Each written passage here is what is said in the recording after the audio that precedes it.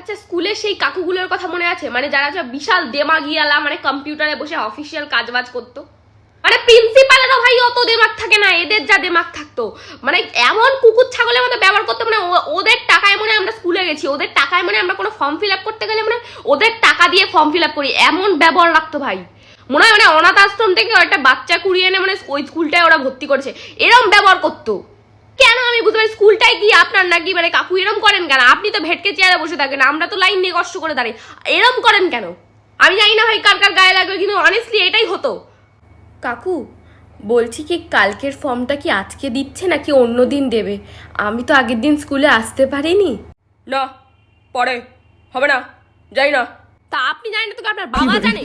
আমরা আমরা কোথা দিয়ে জানবো? আমরা স্কুলে তো আমরা পড়তে আসি, আপনারা তো এই কাজগুলো তো আপনি সামলাবেন না, আমরা তো আপনাকেই জিজ্ঞেস করবো। আর হ্যাঁ ভাই, শরীর খারাপ হয়েছিল বলে আসতে পারিনি, শরীর খারাপের জন্য।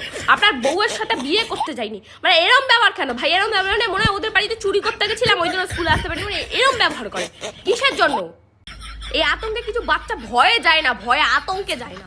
ও যে কিছু জিজ্ঞাসা করতে যাবো এরকম করবে, তার দিয়ে ভাই না যাবো, গরুর মতো করবে, তার দিয়ে না যাবো ভাই, সেটাই ভালো।